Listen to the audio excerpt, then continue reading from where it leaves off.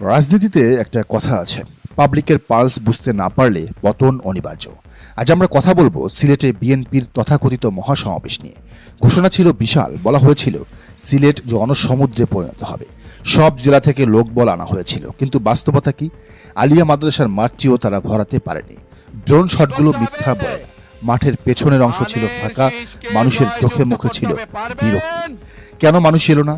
কারণ মানুষ এখন আর বস্তাপাচা কথাবার্তা শুনতে চায় না। মানুষ ভেবেছিল ৫ আগস্টের পর তারেক রহমান ঐক্যের ডাক দেবেন, তিনি ভীষণ শোনাবেন, শেখ হাসিনার ফেসিবাদ কিভাবে নির্মূল করা যায় তা নিয়ে কথা বলবেন। কিন্তু তিনি শোনালেন সেই পুরনো ক্যাসেট। মঞ্চে দাঁড়িয়ে তিনি বললেন গুপ্ত রাজাকার আলবদর মুনাফেক। আকার ইঙ্গিতে নয়, বরং সরাসরি আক্রমণ করলেন এক সময়ের জোটসঙ্গী বা রাজপথের সহযোদ্ধাদের। আজকের প্রথম পর্বে আমরা দেখব তারেক রহমানের এই রাজাকার খেলার পেছনের নীল নকশা এবং সিলেটের মানুষের নীরব প্রত্যাখ্যান। একটু ফ্ল্যাশব্যাক করুন। গত ১৫ বছর ধরে শেখ হাসিনা কি বলে রাজনীতি করেছেন?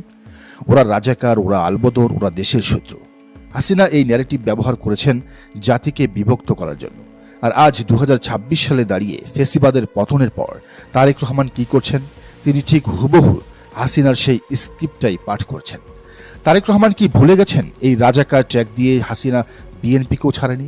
আজ যখন তিনি আকার ইঙ্গিতে জামায়াতকে গুপ্ত বা মোনাফেক বলছেন, তখন তিনি আসলে হাসিনার খেলার খুঁটি হিসেবেই কাজ করছেন। মানুষ নতুনের খোঁজে আছে, মানুষ চায় সংস্কার, মানুষ চায় নতুন বাংলাদেশ। সেখানে বিএনপি ছাত্রদলের কিছু অপরিপক্ক বা ছাপড়ি নেতাদের লিখে দেওয়া স্ক্রিপ্ট দেখে যখন দলের শীর্ষ নেতা ভাষণ দেন, তখন সেটা জাতির জন্য হতাশার। তারেক রহমান কি চাচ্ছেন? আওয়ামী লীগকে হটিয়ে তিনি কি দ্বিতীয় হাসিনা হতে চাচ্ছেন? তার বডি ল্যাঙ্গুয়েজ এবং শব্দচয়ন তো সেদিকেই ইঙ্গিত করছে। তারেক রহমান যখন মঞ্চে দাঁড়িয়ে দেশপ্রেম আর মুনাফিকের সবক দিচ্ছিলেন, তখন ইতিহাসের কিছু নির্মম সত্য মনে করিয়ে দেওয়া দরকার। জনাব তারেক রহমান, আপনার কি মনে আছে ২০০৮ সালের কথা? আপনি মুচলিকা দিয়ে বলেছিলেন আর রাজনীতি করব না, এই শর্তে চিকিৎসার নাম করে বিলেতে পাড়ি জমিয়েছিলেন। সেখানে আপনি আরাম আয়েশে জীবন কাটিয়েছেন ১৭টা বছর।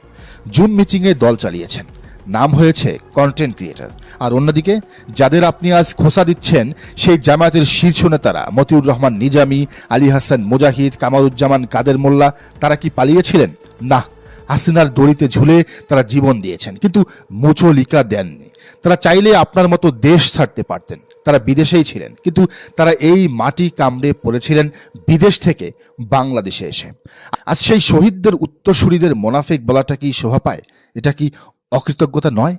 ইতিহাস বড় নির্মম সাক্ষী। ২০১৩ সালের ২৯ ডিসেম্বরের কথা মনে করুন। তখন আপনার মা বেগম খালেদা জিয়া ডাক দিয়েছিলেন মার্চ ফর ডেমোক্রেসি। তিনি বলেছিলেন বেরিয়ে আসুন ইনসাফের পতাকা হাতে। সেদিন ঢাকার রাজপথে বিএনপির কয়েকজন নেতাকে দেখা গিয়েছিল।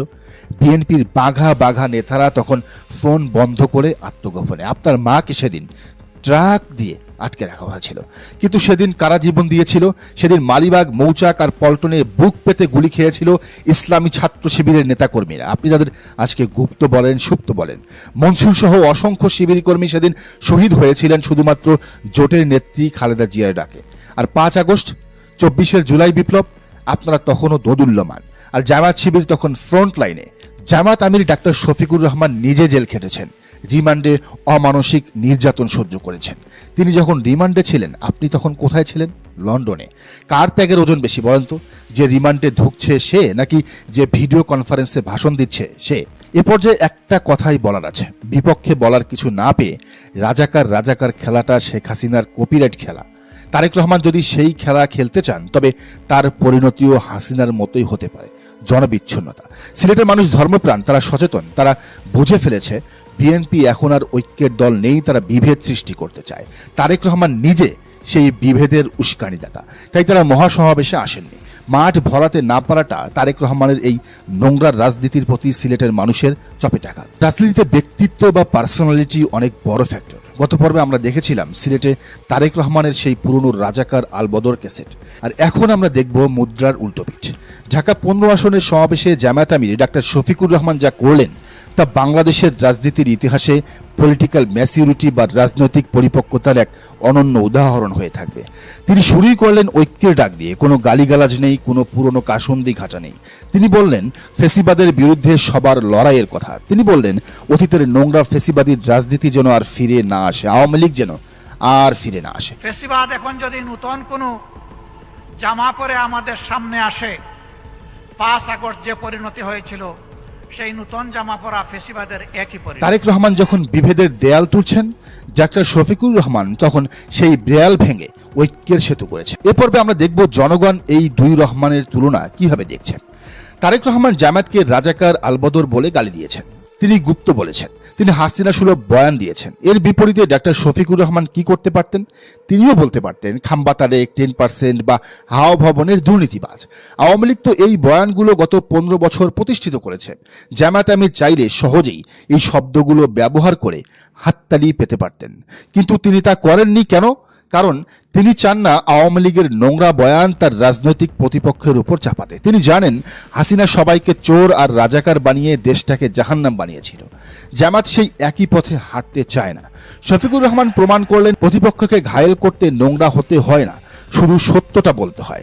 তারেক রহমান যেখানে আক্রমণাত্মক, শফিকুর রহমান সেখানে রক্ষণশীল কিন্তু সুদৃঢ়। এই শিষ্টাচারী তাকে স্টেটসম্যান বা রাষ্ট্রনায়ক হিসেবে আলাদা করেছে। ডাক্তার শফিকুর রহমান তারেক রহমানের শত কটু কথার জবাব দেননি, তিনি শুধু একটি মোক্ষম প্রশ্ন রেখেছেন। প্রশ্নটি হলো, যারা তাদের নেতাকর্মীদের চাঁদাবাজি, খুন, দখলবাজি ঠেকাতে পারে না, তাদের হাতে দেশটা তুলে দিলে কি দেশটা নিরাপদ থাকবে? ব্যাস, আর কিচ্ছু বলার দরকার আছে? এই একটা লাইনে তিনি বিএনপির পুরো রাজনীতির অসারতা প্রমাণ করে দিয়েছেন। জনগণ দেখছে তারেক রহমান লন্ডন থেকে ধমক দিচ্ছেন, কিন্তু মাঠের কর্মীরা চাঁদাবাজি থামাচ্ছেন না। অন্যদিকে জামায়াতের একজন কর্মীর বিরুদ্ধেও চাঁদাবাজির অভিযোগ নেই। মানুষ ভাবছে যে দল নিজের কর্মীদের কন্ট্রোল করতে পারে না, তারা 16 কোটি মানুষকে, 17 কোটি মানুষকে কিভাবে কন্ট্রোল করবে? তারেক রহমানের রাজাকার স্লোগানের চেয়ে শফিকুর রহমানের এই নিরাপত্তার প্রশ্ন জনগণের মনে অনেক বেশি দাগ কেটেছে। জামায়াত আমির জনগণের উদ্দেশ্যে পরিবর্তনের বার্তা দিয়েছেন। তিনি বলেছেন নতুন করে আর কোনো ফেসিবাদ জন্ম নিতে দেওয়া হবে না। এটা কাকে ইঙ্গিত দেয়? অবশ্যই বিএনপির দিকে। বিএনপি যদি মনে করে আওয়ামী লীগ গেছে, এখন আমরা যা খুশি তাই করব, তবে তারা বোকার স্বর্গে বাস করছে। শফিকুর রহমান স্পষ্ট করে দিয়েছেন আগের স্বৈরাচার গেছে যেই পথে, নব্য স্বৈরাচারকেও যেতে হবে সেই পথে যদি তারা না শুধরায়। একজনের বক্তব্যে হিংসা ও বিদ্বেষ আর আরেকজনের বক্তব্যে শান্তি ও ঐক্য। মানুষ দেখছে তারেক রহমান এখনো 1971 সালে আটকে আছেন, আর শফিকুর রহমান 2026 বা আগামীর বাংলাদেশ নিয়ে কথা বলছেন। যিনি ফিউচার নিয়ে কথা বলেন, তরুণ প্রজন্ম তাকেই বেছে নেওয়া উচিত। আজকের বিশ্লেষণের শেষ কথা, রাজনীতিতে কথা বলা একটা শিল্প। তারেক রহমান সেই শিল্পে আওয়ামীকরণ ঘটিয়েছেন। তিনি হাসিনার ভাষায় কথা বলছেন, আর ডাক্তার শফিকুর রহমান সেই শিল্পের নবজাগরণ ঘটিয়েছেন। তিনি ইনসাফ ও ঐক্যের ভাষায় কথা বলছেন। জনগণ বোকা নয়, তারা খাম্বা বা রাজাকার কোনো গালি আর শুনতে চায় না। তারা চায় নিরাপত্তা, তারা চায় উন্নয়ন, তারা চায় এমন নেতা যে অন্যের দোষ না খুঁজে নিজের যোগ্যতা প্রমাণ করে। সিলেটের ফাঁকা মাঠ তারেক রহমানকে লাল কার্ড দেখিয়েছে। ফ্যামিলি কার্ডের বিপরীতে তারেক রহমান পেয়েছেন লাল কার্ড। আর ঢাকার জনসমুদ্র শফিকুর রহমানকে গ্রিন সিগন্যাল দিয়েছে। দর্শক, আপনারা কাকে বেছে নেবেন?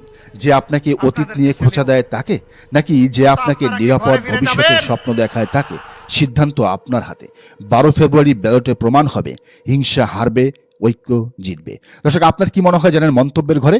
আর এই চ্যানেল নতুন হলে অবশ্যই সাবস্ক্রাইব করুন এবং বেল আইকনটি বাজিয়ে রাখুন।